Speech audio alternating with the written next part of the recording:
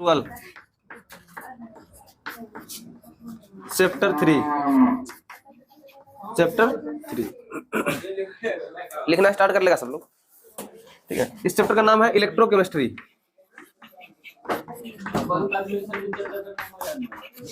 वैद्युत रसायन बोलते हैं इसका। वैद्युत रसायन याद हो जाएगा, नाम में क्या रखा है, चैप्टर का नाम याद नहीं होगा, इलेक्ट्रोकेमिस्ट्री। इतना छोटा चैप्टर नाम है इलेक्ट्रोकेमिस्ट्री, नाम भी ना, चैप्टर का नाम याद ना होगा विद्यार्थी कौन बात का होगा। कैसे बोल देता है,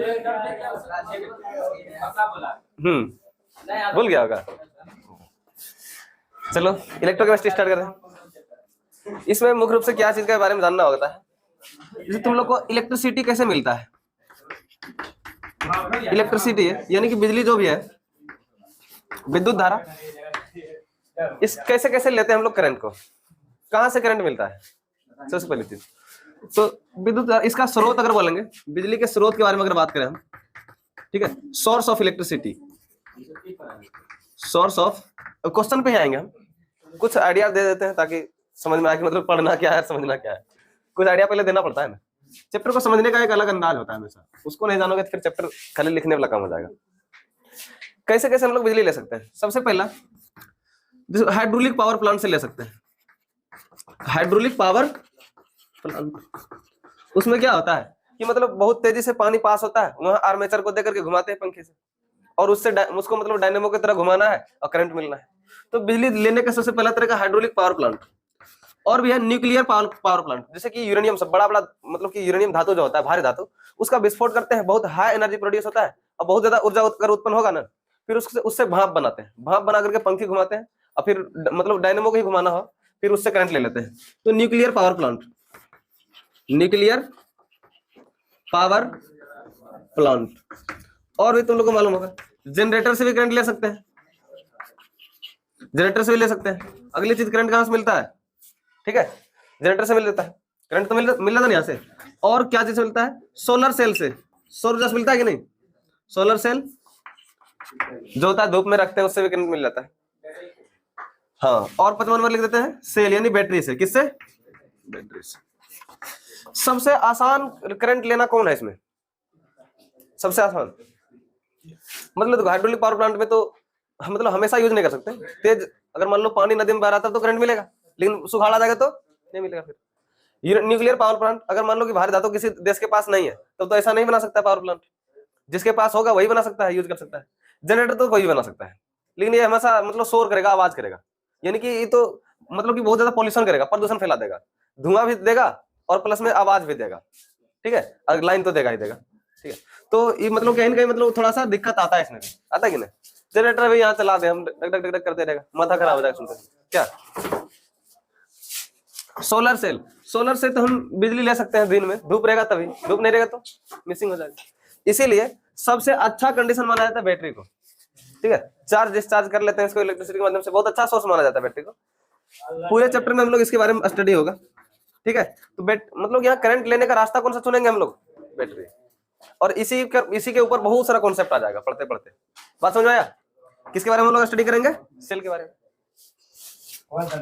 तो इसके अंदर क्या होता है, ये तो धक धक आवाज भी नहीं करेगा, किसी तरह गलत गैस भी प्रोड्यूस नहीं होगा, ये नहीं कि मतलब बहुत गंदा गैस जो है आसमान में छूट रहा है, ठीक है, और बैटरी मतलब विस्फोट कर रहा है, तो कोई ऐसा करंट मार रहा है, इतना तो नहीं होगा इसमें, ठीक है। सबसे अच्छा सोर्स माना जाएगा इलेक्ट्रिसिटी का इसको। और मोबाइल में देख लो, आराम से मोबाइल चला रहे हैं 4 घंटे 8 घंटे 10 घंटे बैठे हैं, तो उसमें मतलब बैटरी का एफिशिएंसी भी बहुत ज्यादा है और बहुत ज्यादा देर तक और लेके जा भी सकते हैं कभी आराम से, ठीक है। क्या इसमें तार जोड़े रहते हैं, जनरेटर लगा के रखते हैं मोबाइल में, कैसा लगता है, बहुत खराब लगता है किसमें। हाँ, सेल सबसे अच्छा माना जाएगा इलेक्ट्रिसिटी का। क्लियर हुआ बात, ठीक है।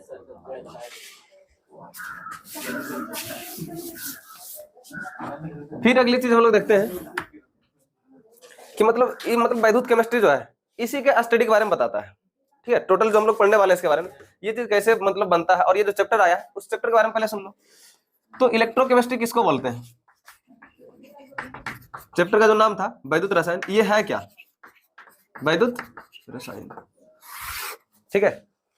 तो ये केमिस्ट्री का बहुत बड़ा ब्रांच है, इसके अंदर पढ़ क्या चीज, जो लिखना चाहता है लिखो ना, अब उसमें पूछ के लिखेगा हमसे। तुमको लगता है कि ये चीज हमको सीखना चाहिए, सीख सकते हैं, हाँ थोड़ा बेसिक पार्ट बताना पड़ेगा ना, बेसिक बात पढ़ा करके फिर हम तुरंत तुम्हारे क्वेश्चन पे आ जाएंगे। ठीक है, वैद्युत रसायन क्या चीज है? तो देखो, बिजली और केमिकल रिएक्शन दोनों का स्टडी साथ साथ करते हैं, तो वो चीज कहलाता है इलेक्ट्रोकेमिस्ट्री। ये केमिस्ट्री का बहुत बड़ा ब्रांच है, इसके अंदर भी बैटरी के बारे में पढ़ते हैं, इलेक्ट्रोलाइटिक सेल, क्या चीज, पूरे चैप्टर का समझदारी है। फिर हम तुम्हारे क्वेश्चन पे ही आएंगे, काहे टेंशन ले रहा है। रसायन विज्ञान की वह शाखा, रसायन विज्ञान की वह शाखा जिसके अंतर्गत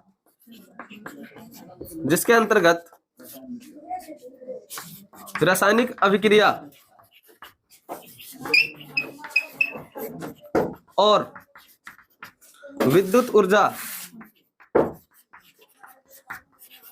के संबंधों का अध्ययन किया जाता है, संबंधों का अध्ययन किया जाता है।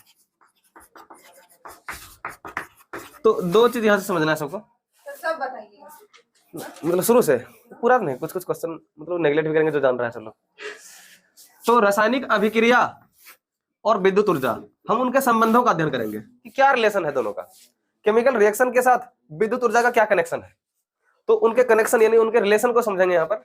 तब हम लोग का ये कहलाएगा चैप्टर क्या चीज, इलेक्ट्रोकेमिस्ट्री। यानी विद्युत ऊर्जा जो मिलता है, बिजली जो मिलता है, और जो रासायनिक अभिक्रिया हो रहा है बैटरी के अंदर, बैटरी के अंदर हो क्या रहा है, तो उसमें इलेक्ट्रोड के बीच जो है ना पोटेंशियल डेवलप कराया जा रहा है, रिएक्शन चल रहा है उसमें, रेडॉक्स अभिक्रिया, रेडॉक्स अभिक्रिया हो रहा है उसमें, केमिकल रिएक्शन हो रहा है, और उससे हम लोग को क्या मिल रहा है, विद्युत ऊर्जा मिल रहा है।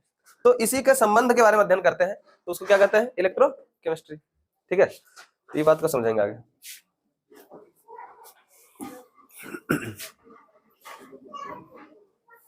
इसमें सबसे पहले इधर हो गया लिखा हुआ,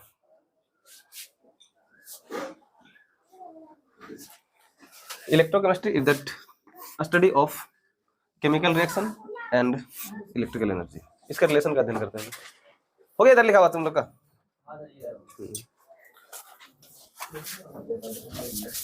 इसमें सबसे पहली चीज किसके बारे में सीखना होता है, वैद्युत रासायनिक सेल के बारे में, वैद्युत रासायनिक सेल। यहां से थोड़ा कॉन्सेप्ट बना लेंगे, फिर हम आगे बढ़ते रहेंगे। वैद्युत रासायनिक सेल, electrochemical cell. Electrochemical cell जो होता है दो तरह का होता है, ठीक है, दो तरह का, कितने तरह का, दो तरह का। एक होता है गैल्वेनिक सेल, गैल्वेनिक सेल, अरे मालूम है हमको, क्या पढ़ा है गैल्वेनिक सेल, इसी को बोलते हैं वोल्टेइक सेल भी, वोल्टेइक सेल भी बोलते हैं। दूसरा होता है electrolytic cell, electrolytic cell, Hindi लिख देते हैं, गैल्वेनी सेल इसको बोलेंगे,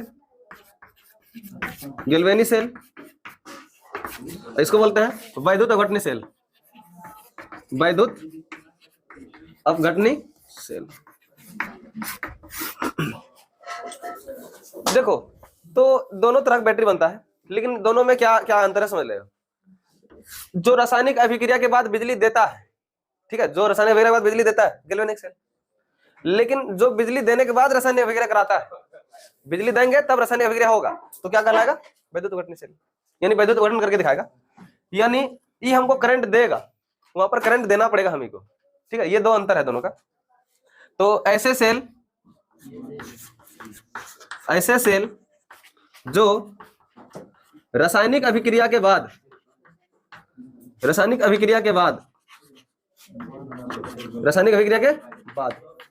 विद्युत ऊर्जा देता है, क्या देता है, विद्युत ऊर्जा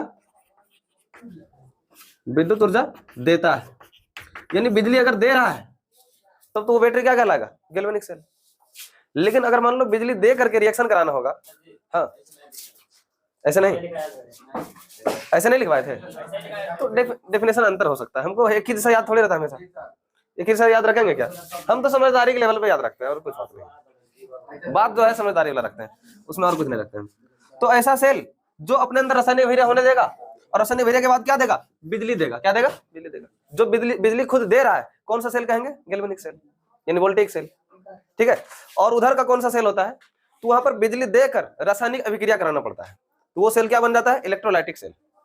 तो ऐसे सेल लिखते हैं, इसका डेफिनेशन लिख दें, ऐसे सेल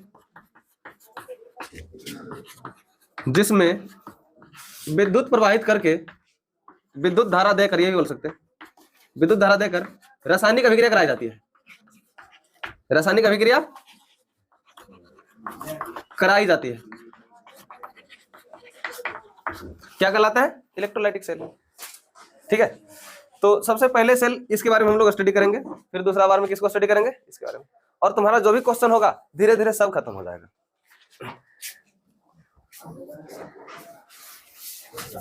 गैल्वेनिक सेल के बारे में बात करते हैं पहले, क्योंकि यहाँ तो छोटा सा डेफिनेशन है। जो बिजली देगा गैल्वेनिक सेल होगा, जो बिजली लेने के बाद रासायनिक अभिक्रिया कराएगा, जैसे कि हम लोग कॉपर धातु शुद्ध करते हैं तो उसमें बिजली देना पड़ता है, बिजली दे करके रासायनिक अभिक्रिया होता है अंदर में, यानी वो सब किसमें आ जाएगा? विद्युत वर्तनी सेल। ठीक है, सबसे पहले के बारे में बात करते हैं गैल्वेनिक सेल के बारे में। गैल्वेनिक सेल, गैल्वेनिक सेल तो डेफिनेशन तो यही बता दिए हम, ऐसे सेल जो रासायनिक अभिक्रिया के बाद क्या देगा? हमको विद्युत ऊर्जा देगा, तो वो क्या कहलाएगा? गैल्वेनिक सेल, या तो इसी का एक और अदर नाम है वोल्टेइक सेल। ठीक है, देखो गैल्वेनिक सेल बनाने के लिए तीन चीज चाहिए। कितना चीज चाहिए? तीन चीज। तो लिखते हैं इसी बारे में। गैल्वेनिक सेल, गैल्वेनिक सेल वैसे सेल हैं, हाँ डेफिनेशन थोड़ा लिख देते हैं, जिसमें रासायनिक अभिक्रिया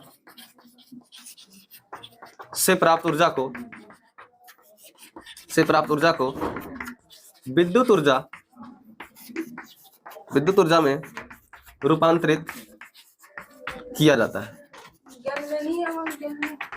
गैल्वेनिक या गैल्वेनिक उससे कोई दिक्कत नहीं। तो गैल्वेनिक सेल वैसे सेल हैं जिसमें रासायनिक अभिक्रिया से प्राप्त ऊर्जा को किसमें बदला जाता है? विद्युत ऊर्जा में बदला जाता है, यानी रूपांतरित किया जाता है।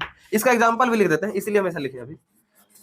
डेनियल सेल, डेनियल सेल, इसका कई सारा सेल है, एग्जांपल में आ जाएगा इसका। डेनियल सेल एग्जांपल ले लिए, लेड स्टोरेज बैटरी आता है ना, बड़ा बड़ा बैटरी, तो उस सब में जो भी आ जाएगा गैल्वेनिक सेल। गैल्वेनिक सेल बनाने के लिए 3 कंपोनेंट चाहिए। कितना कंपोनेंट चाहिए? 3। हाँ, अगर हम गैल्वेनिक सेल बनाना चाहते हैं तो उसमें 3 चीज चाहिए। मालूम है सबको ये बात? जिसको लिखना थोड़ा अच्छा से बनाते जाएगा नोट्स में। आगे लिखते हैं गैल्वेनिक के बारे में। गैल्वेनिक सेल बनाने के लिए मुख्यतः 3 अवयव या कंपोनेंट, जो भी लिखो, अवयव चाहिए। बात क्लियर है? क्या क्या कंपोनेंट है जो कि हम बैटरी बनाने के लिए काम में लाते हैं? ठीक है, सबसे पहला कंपोनेंट है ऑक्सीडेशन हाफ सेल। क्या है? ऑक्सीडेशन हाफ सेल, हिंदी बोल देते हैं ऑक्सीकरण अर्ध अभिक्रिया। क्या बोलते हैं? ये तो अर्ध सेल, ऑक्सीकरण अर्ध सेल। ठीक है, दूसरा होता है reduction half cell, reduction half cell यानी अवकरण अर्ध सेल, अवकरण अर्ध सेल। फिर हम लोग तीसरा salt bridge, salt bridge, salt bridge किसको बोलते हैं? लवण सेतु को। जैसे तुम लोग को ऑक्सीकरण विभव शायद डेफिनेशन नहीं लिखा होगा, तो इस बार लिखवाना होगा, तो इसी के अंदर हम लोग सीखेंगे। ठीक है, अच्छा वो तो क्लियर हो जाएगा तुरंत, जल्दी थोड़ा बताने का प्रयास करेंगे।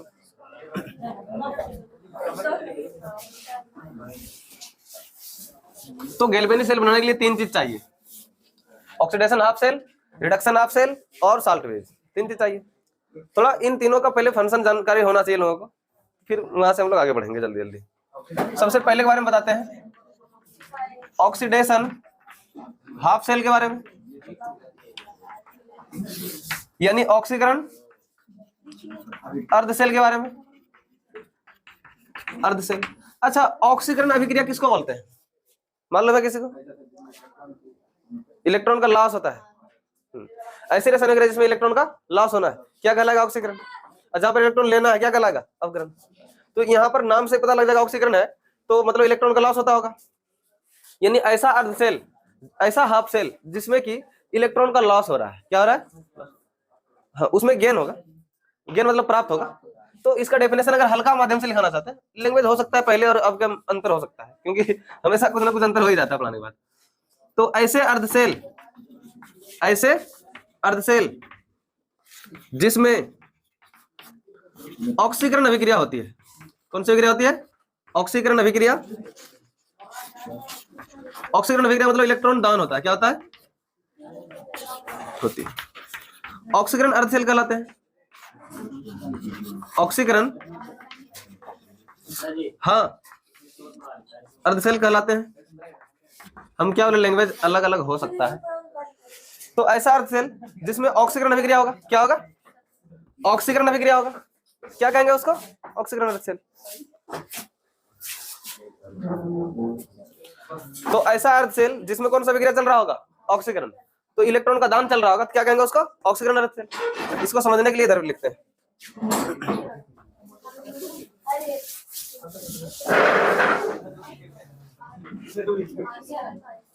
चलो समझ लो आगे, इसी को आगे बढ़ा के समझाते हैं। ठीक है, जिसे हम एक कंपार्टमेंट ले लिए बैटरी बनाने के लिए, अर्धसेल। ठीक है, इसमें क्या करते हैं, तो मेटल का रड डिप किया जाता है। क्या डिप किया जाता है इसमें? मेटल का रड डिप कर दिया। कोई धातु है, ये हो सकता है जिंक धातु हो सकता है कॉपर धातु हो सकता है लेड धातु हो, कोई भी धातु यहाँ पर रड चुना जाता है। बात क्लियर हुआ ये चीज? तो ये चीज इलेक्ट्रॉन को लॉस करेगा। क्या करेगा इलेक्ट्रॉन? तो मान लो n इलेक्ट्रॉन लॉस किया। कितना इलेक्ट्रॉन? n इलेक्ट्रॉन लॉस कर रहा है। क्या कर रहा है? लॉस। ठीक है, तो होगा क्या, यहां पर समझना ध्यान से। इसमें सॉल्यूशन कौन सा भरते हैं? अगर मान लो यहां पर जिंक रड चुनेंगे तो इसमें घोल भी जिंक का ही भरेंगे एक्वस। ठीक है, अगर यहां पर मान लो कि आयरन चुनते हैं तो यहां भी आयरन का ही घोल चाहिए। अगर यहाँ कॉपर चुनते हैं तो कॉपर का ही घोल चाहिए। क्या चीज?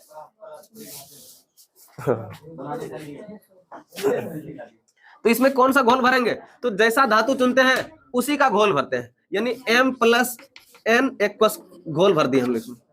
यानी अगर मान लो कॉपर रखते हैं तो कॉपर +2 का घोल रखेंगे। ठीक है, अगर यहाँ जिंक रखते हैं जिंक +2 का यहाँ घोल रखेंगे।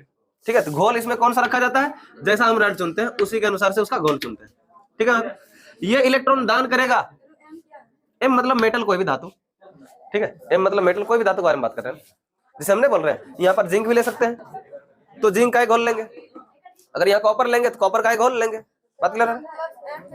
तो ये n इलेक्ट्रॉन देना है, देने वाला प्लस। अगर मान लो जिंक 2 इलेक्ट्रॉन लॉस कर रहा है तो Zn+2, कॉपर 2 इलेक्ट्रॉन लॉस कर रहा है Cu+2। अगर मान लो एल्युमिनियम 3 इलेक्ट्रॉन लॉस कर रहा है एल्युमिनियम Al+3। लिखते हैं ना ऐसा? तो ये सब इलेक्ट्रॉन लॉस को दिखाता है। n इलेक्ट्रॉन लॉस किया तो n चार्ज आएगा इसके पास। इलेक्ट्रॉन जैसे जैसे ये दान करेगा ये चीज घुलता जाएगा सॉल्यूशन में, ये चीज घुलता जाएगा सॉल्यूशन में। तो पहले सॉल्यूशन में बहुत कम चार्ज था, लेकिन ये अगर इलेक्ट्रॉन देगा तो देने वाला पॉजिटिव क्या बनता है? ये इलेक्ट्रॉन देने वाला पॉजिटिव, इलेक्ट्रॉन लेने वाला नेगेटिव। तो ये दोनों चार्ज के बारे में याद रखना है।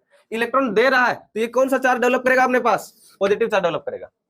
ठीक है, और पहले बहुत कम चार्ज होगा इस सॉल्यूशन में, बाद में ज्यादा चार्ज हो गया, इस वजह से इलेक्ट्रॉन दे करके वो पॉजिटिव चार्ज को बढ़ा दिया, क्योंकि देने वाला क्या हो जाता है? प्लस। तो ये इलेक्ट्रोड रड भी क्या काम करेगा? प्लस इलेक्ट्रोड का काम करेगा। किसका काम करेगा? प्लस। बात क्लियर हो रहा है? यानी ये जो रड चुने हैं ये कौन सा टर्मिनल होगा? तो हम लोग का पॉजिटिव टर्मिनल होगा। ठीक है, तो जो इलेक्ट्रॉन दान हो रहा है, जिस रड पर इलेक्ट्रॉन का दान चल रहा है उसको एनोड रड कहा जाता है। तो एनोड प्लेट बोलते हैं। क्या बोलते हैं? Anode plate. बात क्लियर हो रहा है? जहां पर इलेक्ट्रॉन का दान चल रहा है वो कौन सा, मतलब कौन सा प्लेट कहलाएगा? एनोड। बात क्लियर हुआ? तो यहाँ पर रिएक्शन कौन सा हो रहा है? इलेक्ट्रॉन का लॉस हो रहा है, तो निश्चित हम क्या बोलेंगे इसके बारे में? यहाँ पर अवकरण अभिक्रिया हो रहा है, ऑक्सीकरण हो रहा है। जब ऑक्सीकरण हो रहा है तो ये एक आधा बैटरी, अभी पूरा बैटरी नहीं बना है, तो इसको ये बोलते हैं ऑक्सीकरण अर्धसेल। क्या बोलते हैं? ऑक्सीकरण अर्धसेल। और एक बात इसी में तुम लोग को बताएं, ऑक्सीकरण विभव किसको कहते हैं? तो विभव का डेफिनेशन यहीं से निकाला जाता है कि मतलब यहाँ पर पहले बहुत कम चार्ज होगा। अगर मान लो कि इलेक्ट्रॉन दान नहीं किया था, बहुत कम चार्ज होगा पानी में, लेकिन जैसे इलेक्ट्रॉन का दान किया तो पॉजिटिव चार्ज बढ़ने लग गया। अब पॉजिटिव चार्ज बढ़ेगा तो ढेर सारा इस सॉल्यूशन में पड़ जाएगा पॉजिटिव चार्ज। तो पहले कम चार्ज था, अब ज्यादा चार्ज होगा। कम ज्यादा चार्ज की वजह से पोटेंशियल डेवलप करता है, और डेवलप कर जो डेवलप करेगा उसको बोलते हैं ऑक्सीडेशन पोटेंशियल। चलो इसके बारे में बता देते हैं। एक क्वेश्चन ही बता दें क्या ऑक्सीकरण विभव किसे कहते हैं? इसी के बारे में बता देंगे, इसी का डेफिनेशन है। चलो एक क्वेश्चन लिख लो, ऑक्सीकरण विभव। ऑक्सीकरण विभव अंग्रेजी में बोलते हैं oxidation potential. Oxidation potential shortcut में ओपी बोल सकते हैं। ऑक्सीकरण विभव क्या है इसके बारे में आंसर लिखते हैं उधर। ऑक्सीकरण विभव क्या होता है?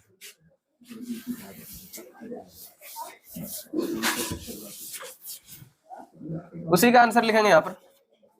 देखो सॉल्यूशन में पहले बहुत कम चार्ज था, इलेक्ट्रॉन दान किया तो और ज्यादा पॉजिटिव चार्ज बढ़ गया, यानी इलेक्ट्रॉन दे दे करके पॉजिटिव चार्ज ज्यादा बढ़ा देगा। तो इस वजह से पहले कम चार्ज था, अब ज्यादा चार्ज आएगा, तो कम चार्ज और ज्यादा चार्ज की वजह से एक अंतर दिखाई देता है कि पहले बहुत मतलब 0.02 वोल्ट था, बाद में आ रहा है 0.8 वोल्ट, तो दोनों का अंतर तो होगा। यानी पहले चार्ज बहुत कम था इसके अंदर, लेकिन इलेक्ट्रॉन देने के बाद चार्ज बढ़ा, तो कम चार्ज ज्यादा चार्ज की वजह से एक पोटेंशियल डेवलप करता है, एक अंतर आ जाता है करंट में। उसी बारे में लिखते हैं यहाँ पर, लिखेंगे तो सेल में ऑक्सीकरण अर्ध सेल में लिखेंगे पूरा नाम, ऑक्सीकरण अर्ध सेल में जब इलेक्ट्रॉन का लॉस होता है तो चार्ज यानी आवेश अपेक्षाकृत बढ़ने लगती है। ठीक है, इस अंतर को या तो इस विभवांतर को ओपी कहते हैं। ओपी का मतलब क्या चीज? ऑक्सीडेशन पोटेंशियल कहते हैं। सिंपल सा बात है, ऑक्सीकरण विभव। यानी हम क्या बोल रहे हैं, ऑक्सीकरण अर्ध सेल में इलेक्ट्रॉन का जब लॉस जब होगा तो चार्ज ज्यादा होने लग जाएगा। चार्ज अगर बढ़ने लग गया तब तो वहां पर बोलेंगे कि एक पोटेंशियल डेवलप होगा। पोटेंशियल जो डेवलप होगा उसी को बोलते हैं ऑक्सीडेशन पोटेंशियल, यानी क्या बोलते हैं? Oxidation potential. ठीक है बात, इतना लिख लो इसको। दूसरा हम लोग लिखाए थे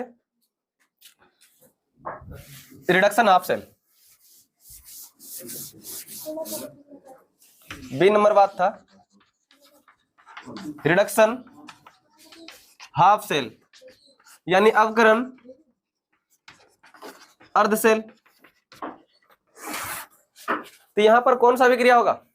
अवकरण, सीधा सा बात है, यानी इलेक्ट्रॉन का लेना होगा। यहां पर ऐसे तुमको समझना चाहिए कि जो इलेक्ट्रॉन दिया है तो कौन लेगा उसको? अभी जो इलेक्ट्रॉन दे रहा था वो लेगा कौन? तो यही लगता है, ले करके वो अवकरण अभिक्रिया करा देगा, क्योंकि इलेक्ट्रॉन जिसने दिया और लेने वाला वहां कोई बैठा था पहले से, तो इलेक्ट्रॉन ले लेगा। ये पेन चाहिए क्या? की पेन है क्या चीज? हाँ वही हुआ विभवांतर का एक पोटेंशियल डेवलप हो जाता है, पहले ज्यादा चार्ज और पहले कम चार्ज, बाद में ज्यादा चार्ज, तो दोनों में अंतर आ गया ना, विभवांतर। विभव में अंतर आ जाएगा तब उसको ऑक्सीडेशन पोटेंशियल नाम देते हैं। तो ऐसा अर्ध सेल लिखते हैं इसके बारे में। ऐसे अर्ध सेल जिसमें कौन सा रिएक्शन होगा? जिसमें अवकरण अभिक्रिया होती है। अवकरण अभिक्रिया मतलब क्या समझना है? इलेक्ट्रॉन की प्राप्ति होती है, यही समझेंगे, यानी इलेक्ट्रॉन का ज्ञान होता है। तो वो अर्ध सेल क्या कहलाता है? तो उसे अवकरण अर्ध सेल कहते हैं। अर्ध सेल क्या चीज? क्यों नहीं मिलेगा? अरे देखो हमेशा लैंग्वेज चेंज हो जाता है मेरा, तुम फिर बोलोगे ना पढ़ाने के लिए फिर चेंज हो जाएगा। अरे हम एक जैसा कभी जिंदगी में याद नहीं कर पाएंगे, एक जैसा कभी याद रहेगा हमको बता। तुम जब किसी को पढ़ाते हैं तो हमेशा अलग ही लिखाते हैं, कुछ ना कुछ चेंज हो जाता है, लेकिन समझदारी उतना ही रहेगा। ये लोग सोचता है कि कैसे, हाँ इलेक्ट्रॉन लेगा, ये प्राप्त करेगा ना। जिसने इलेक्ट्रॉन दिया ऑक्सीकरण हुआ, वहां इलेक्ट्रॉन लेगा, प्राप्ति नहीं हुआ प्राप्ति हो गया, प्राप्ति सही है। यहाँ पर इस टाइप से समझना सब लोग कि यहाँ पर जो कंपार्टमेंट होता है सेल का, उसमें भी रड भरा जाता है, यहाँ कोई मेटल का रड डिप किया जाता है। ठीक है, तो इसमें भी हम लोग सॉल्यूशन उसी का भरते हैं जिसका रड रहता है वहां पे। ठीक है, यहाँ पर मान लो m+n चार्ज रखे, अगर ये n इलेक्ट्रॉन ले रहा है, कितना इलेक्ट्रॉन? उधर से n इलेक्ट्रॉन दिया था ना, कितना इलेक्ट्रॉन दिया था? उन्होंने दान किया था n इलेक्ट्रॉन, ये ले रहा है n इलेक्ट्रॉन, क्या कर रहा है? तो ये प्राप्त हो रहा है, क्या हो रहा है? प्राप्त। इलेक्ट्रॉन लॉस नहीं कर रहा बल्कि गेन कर रहा है। क्या कर रहा है? गेन कर रहा है। अब क्या होगा कि इसमें जो सॉल्यूशन में m+n पड़ा होगा, तो इलेक्ट्रॉन पॉजिटिव होता है या नेगेटिव? इलेक्ट्रॉन क्या होता है, नेगेटिव या पॉजिटिव? तो इलेक्ट्रॉन जब आएगा तो इलेक्ट्रॉन आने से यहाँ नेगेटिव चार्ज ज्यादा बढ़ जाएगा। नेगेटिव चार्ज बढ़ेगा तो ये पॉजिटिव जो आयन होगा वो किधर भागेगा? नेगेटिव प्लेट की ओर भागेगा। ठीक है, तो इलेक्ट्रॉन जहां पर ले रहा होता है तो उसको बोलते हैं नेगेटिव प्लेट। क्या बोलते हैं? बैटरी का ये नेगेटिव प्लेट कहलाएगा, और इसको कैथोड प्लेट भी बोलते हैं। क्या बोलते हैं? Cathode plate. तो जहां पर इलेक्ट्रॉन का दान हो रहा था उसको एनोड प्लेट बोले थे, ठीक है। और जहां पर इलेक्ट्रॉन का प्राप्ति हो रहा है उसको कौन सा प्लेट बोल रहे हैं? Cathode plate. और कैथोड प्लेट पर हमेशा रिएक्शन कौन सा होगा? तो अवकरण। क्या बोलेंगे? अवकरण। क्योंकि हमेशा इस जगह पर इलेक्ट्रॉन आता है, इलेक्ट्रॉन आएगा तो जरूर है कौन सा रिएक्शन होगा? अवकरण अभिक्रिया होगा। इलेक्ट्रॉन की प्राप्ति के बारे में बात करेंगे तो कौन सा अभिक्रिया होगा? अवकरण। सिंपल सा बात है। छोटी अथी ये बड़ी एम लिखे हैं, हमेशा छोटी एन लिखे हैं उस पर चार्ज। अब इसी में समझना कि यहाँ पर कौन सा रिएक्शन चल रहा है? इलेक्ट्रॉन ले रहा है तो कौन सा रिएक्शन हो रहा है? तो अवकरण अभिक्रिया हो रहा है। तो इस सेल को ही क्या बोलते हैं? ऐसा अर्ध सेल जिसमें कि अवकरण अभिक्रिया हो रहा हो, क्या कहेंगे? अवकरण अर्ध सेल कहेंगे। ठीक है। क्या चीज? हाँ, रिएक्शन नहीं लिख रहे अभी, रिएक्शन लिखेंगे आगे चलकर, डेनियल से एग्जांपल लेंगे तब बताएंगे। ठीक है। ये चीज एक क्वेश्चन और लिखो, अवकरण विभव किसको बोलते हैं? इसी से जुड़ा हुआ बात है। यानी यहाँ पर पहले चार्ज बहुत ज्यादा होगा, लेकिन सब चार्ज किधर जाकर डिस्चार्ज होता होगा? इधर जाकर खत्म होता होगा, सब नेगेटिव प्लेट की ओर भाग रहा है। तो यहाँ चार्ज पहले ज्यादा होगा लेकिन कम ही आ जाएगा बाद में, लेकिन मतलब ऐसा चार्ज पहले बहुत सारा होगा पानी में, लेकिन ये सब किधर भागेगा? इलेक्ट्रॉन लेने के लिए इस प्लेट की ओर जाएगा और यहाँ आकर के जमा हो जाएगा। क्या हो जाता है? जमा हो जाता है। ये चीज मालूम है ना? जमा हो जाता है यहाँ करके, तो यही चीज होने लग जाता है। चलो इसके बारे में हम लगते हैं क्वेश्चन, अवकरण विभव किसे कहते हैं? हाँ, RP, reduction potential. Reduction potential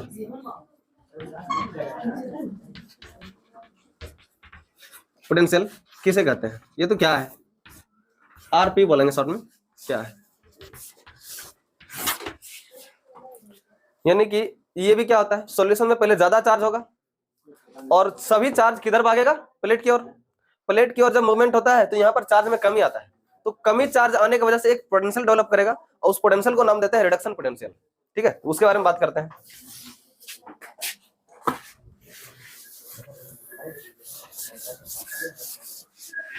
definition इसका यहां लिख रहे हैं, जब अवकरण अर्धसेल में इलेक्ट्रॉन की प्राप्ति होती है, इलेक्ट्रॉन की प्राप्ति होती है, तो विलयन में उपस्थित ठीक है, उपस्थित चार्ज मतलब जो आवेश था वहां पर पहले से, यानी कि मतलब देखो ये सब जो है चार्ज है, इसके पास n चार्ज है, तो वो चार्ज विलयन में उपस्थित चार्ज में कमी आने लगती है। क्या आने लगती है? कमी आने लगती है। जब कमी आएगा तो यहाँ पर पहले अब चार्ज किधर भाग रहा है? सब इधर भाग रहा है, तो यहाँ पर चार्ज में कमी आएगा तो एक विभव उत्पन्न हो जाता है, उसको बोलते हैं आरपी, यानी रिडक्शन पोटेंशियल बोलते हैं। लिखते हैं, इसके कारण सेल में एक विभव उत्पन्न हो जाती है, एक विभव उत्पन्न होती है, उसे अवकरण विभव कहते हैं, उसे अवकरण विभव। कारण यहाँ इतना दूर तक तो सेम ही आ जाएगा कि यहाँ पर चार्ज क्या होता है? कमी आता है। चार्ज कमी आने की वजह से क्या होता है? सेल में विभव उत्पन्न होता है और उसको क्या बोलते हैं? अवकरण विभव कहते हैं। ये डेफिनेशन हो गया, छोटा सा हो गया। तीसरा फंक्शन क्या है? Salt bridge. हाँ, समझेगा तो उतने बात, जितना इतना बात से ज्यादा कुछ समझे थे क्या? तो उतने बात समझोगे तुम, चाहे कुछ भी करो। तुम भी क्या सेम टू सेम एग्जाम में लिख पाओगे? कोई नहीं, तुम्हारा भी लैंग्वेज चेंज हो जाएगा। समझ लो ये बात को, तुम जो समझोगे मतलब वही लिखोगे तुम, एक्स्ट्रा चीज तो नहीं लिखेगा। सेम टू सेम कॉपी कौन याद करता है? बता तुम याद करोगे शुरुआत में, लेकिन फिर भी लिखोगे तो अपने मन से लिखाएगा वहां पे। तीसरा है साल्ट ब्रिज, लवण सेतु।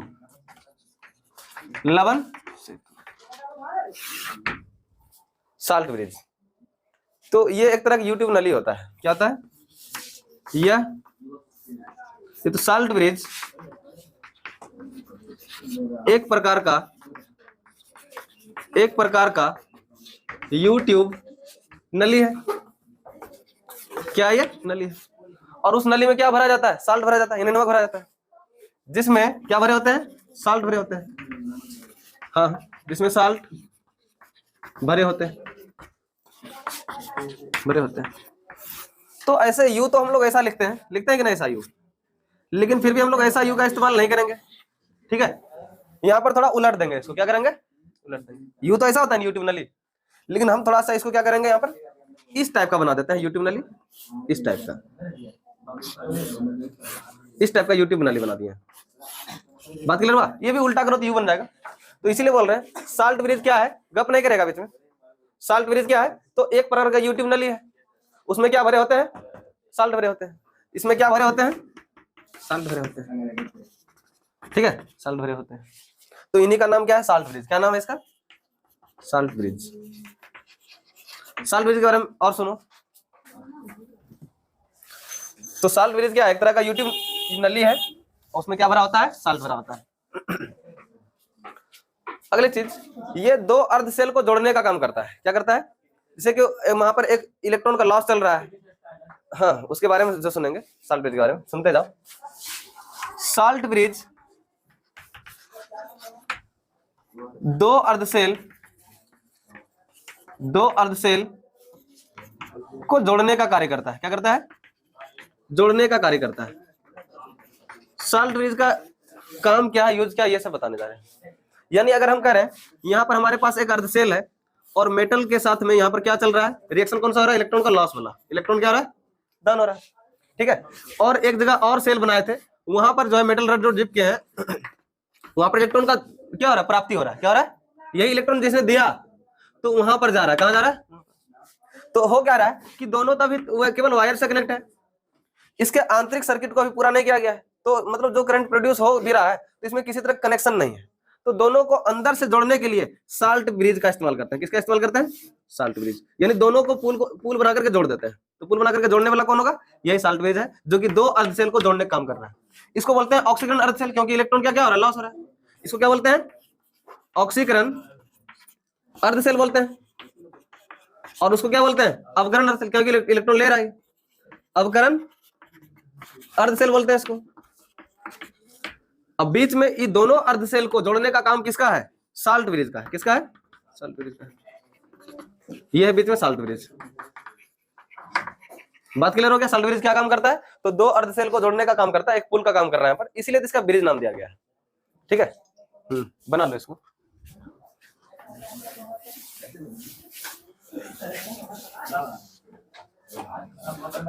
अगली बात है, थोड़ा 2-2.5 घंटा चलने दो ना, क्यों नहीं खत्म होगा। साल्ट ब्रिज के बारे में और सुनो। साल्ट ब्रिज में क्या क्या मतलब नमक भरा जाता है उसके बारे में बात करते हैं। इसमें जो नमक भरते हैं, क्या भरते हैं साल्ट ब्रिज में, ठीक है, NaCl, KCl, NaNO3, NH4Cl, ETC नमक के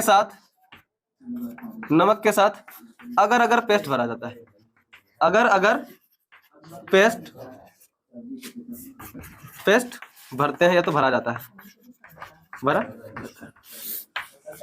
देखो इसमें खाली नहीं रखते हैं, नमक भरते हैं तो अगर पेस्ट किया, जैसे हम लोग टूथपेस्ट देखते हैं, उसी तरह MnO2 का पेस्ट मिलता है, और उसी पेस्ट के साथ में यानी NaCl भरना है, KCl भरना है, या तो NaNO3 भरना है, या तो NH4Cl भरना है। तो ये सब साल्ट का परिवार है, साल्ट का फैमिली है। तो ये सारा चीज क्या भरा जाता है, इसके साथ ही भरते हैं साल्ट ब्रिज में, अगर पेस्ट के साथ में। वो गाढ़ा पेस्ट होता है, गाढ़ा जेल के तरीके से, ताकि उसमें अटैच होकर के रह जाए। अगर नमक नॉर्मल रख देंगे, सोल्यूशन में जाके घुल करके फिर गिर जाएगा नीचे। यहाँ पर कॉटन बुल भी लगा दिया जाता है ताकि वो नमक निकले नहीं बाहर, ठीक है। चलो और आगे बात करते हैं। तो इसमें एक नोटेशन के लिए बात लिख लेगा। क्या नोटेशन है बात, जब अगर रड के रूप में सिल्वर चुने, मरकरी चुन ले, या तो लेड चुन ले, तो हम लोग कौन कौन से नमक का उपयोग नहीं करते हैं। नोटेशन के लिए क्या बात है, जब इलेक्ट्रोड के रूप में, इलेक्ट्रोड किसको बोलते हैं, इस रड को क्या बोलते हैं, इस रड को। जब इलेक्ट्रोड के रूप में, ये तो इलेक्ट्रोड के स्थान पर Hg+2 होगा, Pb+2 होगा, ठीक है, और Ag+ होता है, सिल्वर आयन प्लस लिया जाता है, तो उसमें NaCl नमक, KCl नमक, NH4Cl नमक नहीं भरते हैं। कौन कौन सा नमक नहीं भरते हैं, NaCl, KCl और NH4Cl, ये सब नमक नहीं भरते हैं। बताते हैं उसका कारण। उसमें KCl, NaCl, NH4 Cl नमक नहीं भरते, नहीं भरते। क्या रीजन है? जो कि तुमको मालूम होगा कि NaCl में दो तरह का आयन पड़ा होता है, एक Na+, दूसरा Cl- आयन, ये चार्ज होता है। इसमें भी NH4+ और Cl- आयन होगा, इसमें भी K+ और नहीं लिखे KCl, यहाँ तो लिखे हैं, तो K+ और Cl- आयन होगा इसके पास। तो Cl- आयन इसके साथ बड़ी तेजी से रिएक्शन करता है, इसके साथ में रिएक्शन करके जाम हो जाएगा, पीपीटी बना लेगा और बैटरी के लिए डेंजरस हो जाएगा। फिर हम लोग वैसे बैटरी में इसका यूज नहीं कर पाएंगे। आगे देख लो, उसी का रिएक्शन बता देते हैं। साल्वेज के बारे में क्या बता दिए कि ये सब चीज नहीं भर सकते हम, यानी कि अगर हमारे पास Hg+2 है, Pb+2 है और Ag+ है, तो अगर हम मान लो इसमें कौन सा यूज कर लेते हैं, नमक, ये सब नमक यूज कर लेते हैं, KCl, NaCl, NH4Cl, तो इसके पास दो तरह चार्ज होगा, Cl- और K+, इसके पास भी Cl- Na+, इसके पास भी Cl- और NH4+, यानी सबके पास Cl- चार्ज है। क्या है? तो ये सब रिएक्शन कर लेगा एक दूसरे से, क्योंकि पॉजिटिव और नेगेटिव में, क्योंकि देखो Na+ है लेकिन प्लस प्लस वाला रिएक्शन नहीं करेगा, करेगा कौन रिएक्शन? तो माइनस वाला और प्लस वाला, तो बना लेगा HgCl2 बना लेगा। क्या बना लेगा? HgCl2। ये क्या बना लेगा? PbCl2 बना लेगा, PbCl2। ये क्या बना लेगा? AgCl। और ये सब क्या होता है जानते हैं इसके बारे में? ये सब बन जाता है PPT, प्रेसिपिटेट, दही की तरह थक्का होकर जम जाएगा। क्या हो जाएगा? इसको बोलते हैं प्रेसिपिटेट, PPT। ये होता है सॉलिड फेज में। किस रूप में आ जाएगा? सॉलिड। यानी हम बैटरी जो बनाना चाहते हैं उसमें बैटरी जाम हो जाएगा, ठोस बन जाएगा, जो सॉल्यूशन उसमें होगा ना उस रिएक्शन करके जाम हो जाएगा। इसीलिए जाम होने से बचने के लिए हम लोग इसके जगह पर Cl को यूज नहीं करके क्या यूज कर सकते हैं? तो NaOH3 वाला नमक यूज कर सकते हैं। ठीक है, ये नमक यूज करेंगे तो वहां रिएक्शन नहीं चलेगा, नहीं चलेगा, फिर वो बचा रहेगा बैटरी। यानी अगर हम लोग ऐसा ऐसा धातु लेते हैं तो इसके साथ Cl- आयन डेंजरस हो जाएगा साबित, वो पीपीटी बना करके ठोस बना लेगा और बैटरी क्या हो जाएगा? जाम हो जाएगा। ऐसे में थक्का होकर के जाम हो जाएगा तो बैटरी जाम हो गया। हाँ, उससे कौन मतलब, तुम क्या देख रहे हो? पहले का बात हमेशा एक ही तरह लिखा सकते हैं। अरे तुम भी गजब करते हैं, काट क्यों रहे हो तुम? यही तो गलती है ना। वो सही है, बिल्कुल तुम्हारा पढ़ाया वो सही है, गलत कैसे पढ़ा देंगे? तुम गजब करते हैं। बोले समझाने का तौर तरीका अलग हो सकता है थोड़ा, और क्या।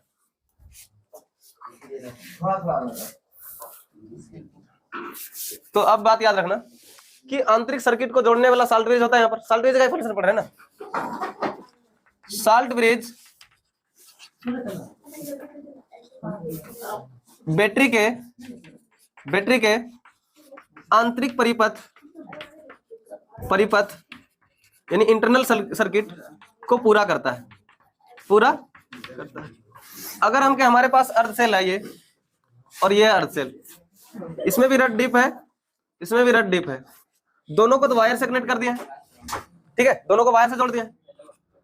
क्या हम साल्ट ब्रिज को छोड़ करके यहाँ भी तारे लगा दें क्या? मतलब इसके बारे में बात कर रहे हैं हम। बोल रहे हैं, ज्योति सुनो ध्यान से, गप नहीं करो। इधर तो इलेक्ट्रॉन लॉस हो रहा है, समझना बात को, कि यहाँ तो हम तार लगा के काम चला रहे हैं, क्या यहाँ पर भी तार डिप कर दें? तार अगर डिप कर देंगे तो जितना पॉजिटिव चार्ज इधर बनेगा तो उतना पॉजिटिव चार्ज फिर ट्रांसफर हो जाएगा इसके पास, तब तो फिर ये कंडक्ट इलेक्ट्रिसिटी को नहीं कर पाएगा। ठीक है, तो यहाँ पर केवल आयन का ही ट्रांसफर होना चाहिए। क्या कर रहा है तुम लोग? गांधी जी सस्पेंशन में रहता है, कहाँ बैठता है? उधर कभी इधर। तो यहाँ पर इसके बारे में बात कर रहे हैं कि हम लोग इसको नहीं लगा सकते। तो गप क्यों कर रहे हैं? बंद करो ना हल्ला, समझने भी तो समझोगे। हम बोल रहे हैं बाहर तो तार लगा दिए, लेकिन भीतरी सर्किट को कौन पूरा करेगा? Salt bridge. कौन पूरा करेगा आंतरिक सर्किट को? या तो आंतरिक परिपथ को कौन पूरा करेगा? भीतर परिपथ को साल्ट ब्रिज करेगा। यानी यहाँ पर हम तार का यूज नहीं करके साल्ट ब्रिज का यूज करते हैं। किसका यूज करते हैं? साल्ट ब्रिज का यूज करते हैं। लिख लो इसको भी, कुछ कुछ आइडिया मिल रहा होगा तुम लोग को अभी थोड़ा सा। अभी और साल्ट ब्रिज का लिखते हैं, बोड़ा मिल रहा है।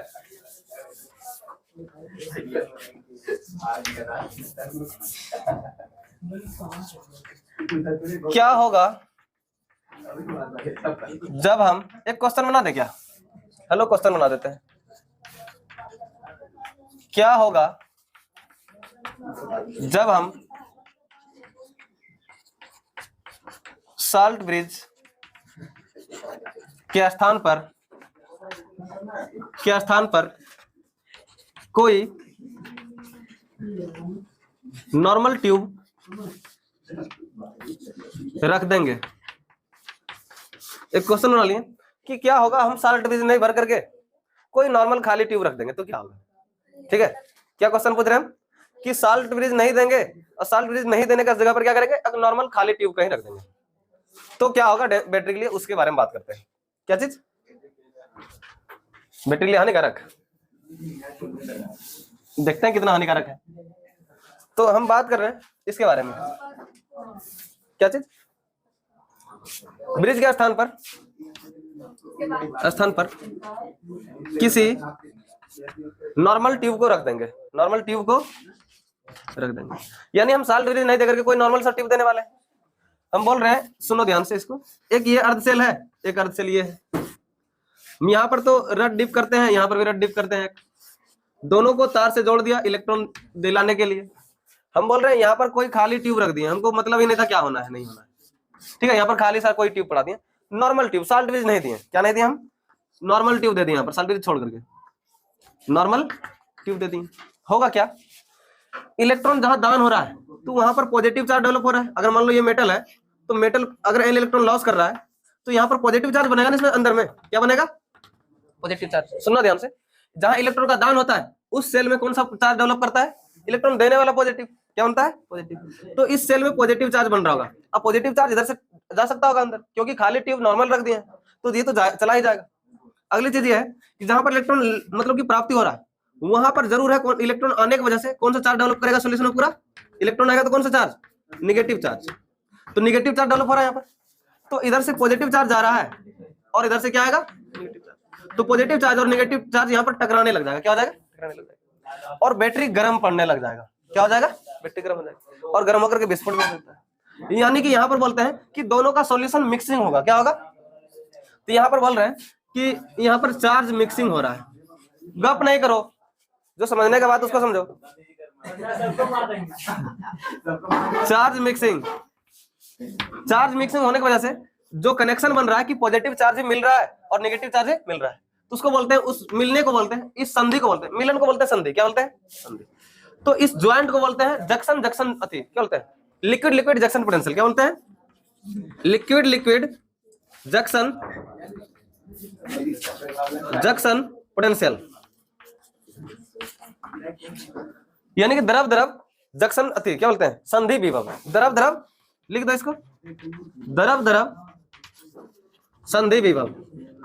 अगर बैटरी में ऐसा बन रहा है तो ये काफी डेंजरस होगा बैटरी के लिए, यानी कि it is harmful for sale, यानी कि बोलते हैं बैटरी के लिए हानिकारक है। ये चीज क्या है, बैटरी के लिए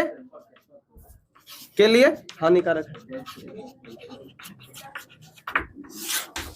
बैटरी के लिए हानिकारक है। बात क्लियर हो गया चीज, चलो लिखो इसके बारे में, भाषा लिख दो आंसर में, हो गया यहाँ तक लिखा हुआ, भाषा बोल देते हैं, लिखो, जब हम बैटरी में साल्ट ब्रिज न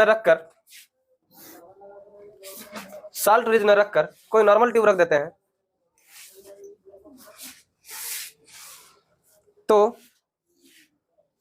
चार्ज मिक्सिंग होता है,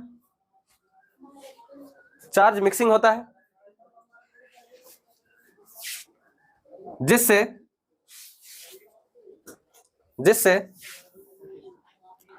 द्रव संधि विभव उत्पन्न होती है, जिससे द्रव संधि विभव उत्पन्न होती है, लिखो, बोल रहे हैं, जिससे द्रव संधि विभव उत्पन्न होती है। कोई नॉर्मल ट्यूब रख देते हैं तो चार्ज मिक्सिंग होने लगता है, जिससे द्रव संधि विभव उत्पन्न होती है, द्रव संधि विभव उत्पन्न होती है। यह बैटरी के लिए बहुत ही हानिकारक होती है। चलो हम क्वेश्चन स्टार्ट करते हैं, जो मतलब क्वेश्चन शायद छोटा होगा उसके बारे में स्टार्ट करते हैं लिखाना।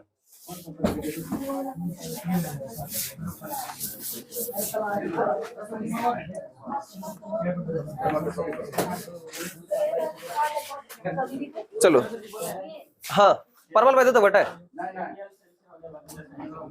डेनियल सेल में होने वाले ऐसा नहीं हो रहा, चलो लिख देते हैं, लिखो, अच्छा, क्या चीज, हाँ, समीकरण तो उसमें जिंक और कॉपर ही चुना जाता है तुमको, अच्छा बताते हैं, डेनियल सेल में होने वाली होने वाली रासायनिक अभिक्रिया को लिखें, रासायनिक अभिक्रिया को लिखें। डेनियल सेल में होने वाले रासायनिक अभिक्रिया को लिखें। डेनियल सेल में होने वाले रासायनिक अभिक्रिया को लिखें। ये क्वेश्चन हो गया। जैसे डेनियल सेल का सेटअप सबको मालूम होगा। एक तरफ जिंक रेड चुना जाता है। क्या चुना जाता है? Zinc red. एक और कंपार्टमेंट इधर होता है, उसमें कॉपर रेड चुना जाता है। क्या चुना जाता है इसमें? Copper red. अब बात यहां समझना कि इसमें घोल किस चीज का भरते हैं? कॉपर सल्फेट का। इसमें नहीं, एक जैसा इलेक्ट्रॉन नहीं लेते हैं। उसमें देखा जाता है, चुनाव किया जाता है कि कौन इलेक्ट्रॉन दे सकता है, कौन ले सकता है। तो जिंक और कॉपर में देखा जाता है कि जिंक इलेक्ट्रॉन दे सकता है कॉपर को, ठीक है, तो उसके हिसाब से चुना जाता है। बात समझ। हाँ, डेनियल अगर नाम आ गया, डेनियल स्पेशली नाम से जाना जाता है कि जिंक और कॉपर रेड ही लिया जाता है मतलब, ठीक है। चलो, इसमें घोल भरते हैं ZnSO4 का, जिंक सल्फेट का घोल भरते हैं। वो एक्वस रूप में होता है, यानी जलीय विलयन होता है। क्या होता है? जलीय विलयन होता है। इसमें जो घोल भरते हैं, अगर कॉपर का रेड लिए हैं तो कॉपर सल्फेट का ही घोल भरेंगे। इसमें क्या भरेंगे घोल? CuSO4। ये भी होता है किस चीज का? Aqueous solution. एक्वस मतलब जलीय घोल होता है, जल ज्यादा होता है और मतलब कॉपर सल्फेट कम होता है, ऐसा सॉल्यूशन होता है। अगर हम कहें यहाँ पर जिंक इलेक्ट्रॉन दे रहा है, इलेक्ट्रॉन क्या कर रहा है, तो जिंक का कितना कैपेसिटी इलेक्ट्रॉन देगा? तो जिंक का कैपेसिटी है 2, क्योंकि लास्ट सबसेल में पड़ा हुआ इलेक्ट्रॉन उसके पास जो देने का क्षमता है उसका 2 इलेक्ट्रॉन दे सकता है। कितना इलेक्ट्रॉन? तो जिंक ने 2 इलेक्ट्रॉन दिया, तो देने के टाइम पर ये क्या डिस्चार्ज होकर खत्म होगा? Zn प्लस क्या चार्ज आ जाएगा इसके पास? Zn+2। अगर जिंक 2 इलेक्ट्रॉन दे रहा है तो कितना चार्ज डेवलप करेगा? Zn+2। यहाँ पर सॉल्यूशन में Cu+2 और SO4-2 पहले से पड़ा है घोल में, लेकिन Cu+2 चार्ज इसमें पहले से पड़ा हुआ है। यहाँ इलेक्ट्रॉन आकर किधर भागेगा? इधर भागेगा। तो यहाँ पर रिएक्शन हो रहा है इलेक्ट्रॉन का दान वाला, वहां पर इलेक्ट्रॉन का गेन वाला, यानी यहाँ पर हो रहा है, इसको इस प्लेट को बोलते हैं। जहां पर इलेक्ट्रॉन का लॉस हो रहा है उसको बोलते हैं एनोड प्लेट। क्या बोलते हैं? Anode plate. ये होता है पॉजिटिव। क्या होता है? पॉजिटिव। और जहां पर इलेक्ट्रॉन ले रहा है वो क्या बोलते हैं? Cathode plate. इलेक्ट्रॉन का यहाँ पर गेन हो रहा है और ये होता है निगेटिव प्लेट। क्या होता है? निगेटिव। बात क्लियर हुआ? अब सुनना ध्यान से, यहाँ रिएक्शन कौन सा चल रहा है हम बात करते हैं। बीच में साल्ट ब्रिज लगाते हैं। क्या लगाते हैं? बीच में साल्ट ब्रिज। दोनों सेल को जोड़ने का काम करेगा ये तो मालूम है सबको। साल्ट ब्रिज क्या करेगा? दोनों को जोड़ने का काम करेगा। अंदर में नमक भरा जाता है, साल्ट ब्रिज, ठीक है। इस बार जो क्वेश्चन पूछा था डेनियल सेल बनाने का, ये तरीका था। डेनियल सेल ऐसे बनाते हैं, उसका रिएक्शन भी लिख देते हैं, डायग्राम बना करके एक्सप्लेन कर देते हैं उसको, अच्छा से मिल जाता 5 नंबर। इतनी सा बात पूछा था। क्या चीज? 5 नंबर। डेनियल सेल का डायग्राम भी बनाना था, डेफिनेशन भी बताना था, उसमें जिंक और कॉपर रेड ही लिया जाता है, ये सब भी बताना होता है। लेकिन हम तो यहाँ किसके बारे में बताने जा रहे हैं? रासायनिक अभिक्रिया को बताएंगे। तो सुनो ध्यान से कि एनोड पर कौन सा अभिक्रिया होगा? ऑक्सीकरण। और कैथोड पर कौन सा अभिक्रिया होगा? खाली रिएक्शन यहाँ बताएंगे हम। चलो, यहाँ एनोड पर क्या हो रहा है पहले सुनो ध्यान से। एनोड पर जो अभिक्रिया होगा वो होगा ऑक्सीडेशन। क्या होगा? ऑक्सीडेशन, यानी ऑक्सीकरण लिख सकते तुम लोग। तो वहां पर हम लोग जिंक रेड चुने। क्या चुने हैं? Zinc red. तो ये था सॉलिड फेज में। क्या था? अभी तो रेड है तो ये ठोस है, लेकिन इन्होंने कितना इलेक्ट्रॉन दान कर दिया? 2। तो लॉस कर दिया 2 इलेक्ट्रॉन, ठीक है। 2 इलेक्ट्रॉन क्या कर दिया? लॉस। जैसे इलेक्ट्रॉन लॉस करेगा, इलेक्ट्रॉन देने वाला क्या हो जाता है? Positive charge. यानी 2 इलेक्ट्रॉन लॉस किया तो इसके पास 2 चार्ज डेवलप हो जाएगा, Zn+2। और ये ठोस नहीं बल्कि ये हो जाएगा एक्वस। क्या हो जाएगा? घुल जाएगा जाकर के। इलेक्ट्रॉन जैसे दिया तो ये किसमें घुल जाएगा? इसमें घुल जाएगा। तो ये चीज हो जाता है। एनोड पर कौन सा अभिक्रिया होता है? ऑक्सीडेशन। तो ये रिएक्शन याद रखना सबको, ठीक है। अगली चीज, कैथोड पर कौन सा रिएक्शन होता है? हम तो रासायनिक अभिक्रिया के बारे में खाली बात करेंगे। तो अब बात करते हैं कैथोड पर कौन सा रिएक्शन होता है। कैथोड पर कौन सा होगा? रिडक्शन होगा। क्या होगा? रिडक्शन होगा। इधर मिटा लेते हैं, रिडक्शन होगा। यानी यहां पर क्या था हमारे पास? रिडक्शन किसको बोलते हैं? इलेक्ट्रॉन ले रहा है, इलेक्ट्रॉन लेने के लिए कौन भाग रहा है? तो ये भाग रहा है ना, इलेक्ट्रॉन भाग रहा है इधर जाने के लिए। यानी ये जो है Cu+2 इलेक्ट्रॉन लेने के लिए इधर दौड़ गया, ठीक है, मूवमेंट करने के लिए, क्योंकि इलेक्ट्रॉन नेगेटिव होता है, ये क्या है? पॉजिटिव। तो पॉजिटिव नेगेटिव एक दूसरे में चिपकना चाहेगा। तो यहाँ पर बोल रहे हैं कि जो Cu+2 एक्वस घोल था हमारे पास इधर की ओर कैथोड प्लेट पर, तो वो चीज यहां से 2 इलेक्ट्रॉन लेने जा रहा है, ले रहा है। 2 इलेक्ट्रॉन लिया, 2 इलेक्ट्रॉन लिया, लेने को बोलते हैं गेन, यानी प्राप्ति। क्या बोलते हैं? ले रहे हैं। तो ऐसा ले करके क्या बना लेता है ये, तो कॉपर सॉलिड बन जाता है। इसमें घोल है ना, एसिड होता है इसका, मतलब कॉपर सल्फेट का घोल। तो SO4 के बारे में बात नहीं कर रहे, इसमें दो तरह का आयन पड़ा रहता है। जैसे हम बोले NaCl का घोल, तो उसमें Na प्लस होगा और Cl माइनस होगा। इसी तरह इसमें क्या होगा, Cu+2 होगा और SO4 माइनस। तो ऐसा ऐसा आयन रहता है उसके पास मौजूद। ठीक, चलो इन्होंने इलेक्ट्रॉन लिया, तो इलेक्ट्रॉन ले करके ये अपना ओरिजिनल फेज में आ जाएगा, कॉपर सॉलिड रूप में आ जाएगा। कॉपर आ गया सॉलिड रूप में। दोनों रिएक्शन को जोड़ते हैं तब एक कंप्लीट रिएक्शन लिखा जाता है, और वही रिएक्शन यहाँ पर लिखना था सवाल के लिए। देखो नेट रिएक्शन कैसे लिखते हैं, मिटा इधर का बात।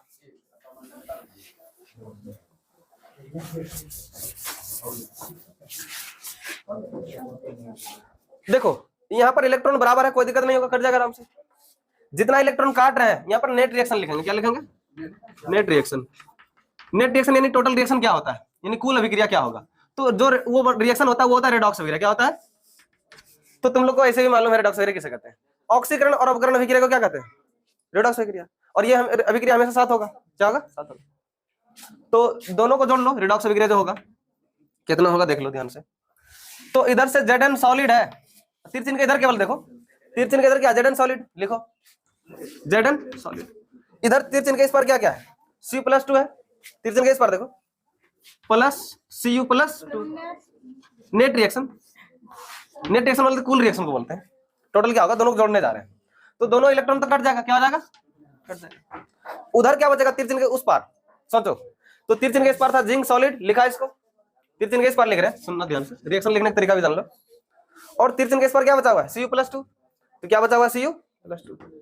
तिरछिन के उस पार जो बचा उसको लिखो, Zn+2, Zn+2, ये एक्वस रूप में है, प्लस तिरछिन के उस पार देखो क्या बचा हुआ है, कॉपर सॉलिड, कॉपर सॉलिड। तो ये जो रिएक्शन है यही तो है डेनियल सेल का रिएक्शन।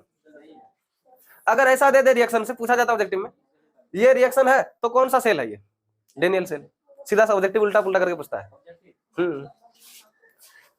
और डेनियल सेल को कैसे मतलब रिप्रेजेंट किया जाता है, ये तो कैसे निरूपित किया जाता है वही बता देते हैं। ठीक है, चलो इसके बारे में नहीं, रिएक्शन लिखना था बस। एक क्वेश्चन फिर से बता देते हैं, डेनियल सेल पढ़ क्या ना, अब मालूम हो रहा है, को कैसे निरूपित किया जाता है, निरूपित किया जाता है। तो तुम लोग को मालूम होगा निरूपण का तरीका। बीच में साल्ट ब्रिज देते हैं, ठीक है, इधर देते हैं एनोड पर का रिएक्शन और उधर देते हैं कैथोड पर का रिएक्शन, यही होता है।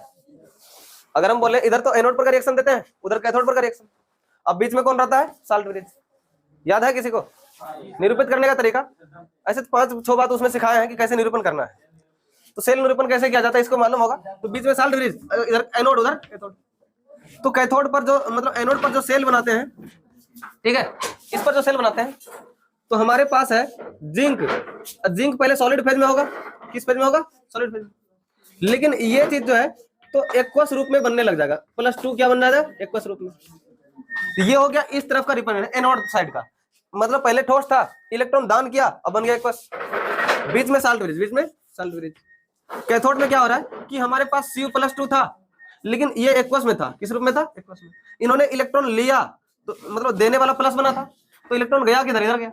इन्होंने इलेक्ट्रॉन ले करके कॉपर सॉलिड बनाया, क्या बना लिया, और यही है डेनियल सेल रिप्रेजेंटेशन। अगर ऐसा दे देगा, पूछ लेगा ये कौन सा सेल है, ऑब्जेक्टिव में पूछा है ये कौन सा सेल है, डेनियल सेल। बात क्लियर हुआ? यानी जिंक से जिंक सल्फेट, जिंक +2 बन रहा है और बीच में साल्ट ब्रिज रखा गया है, और उधर क्या है, कॉपर +2 से कॉपर सॉलिड बन रहा है। इसको हाँ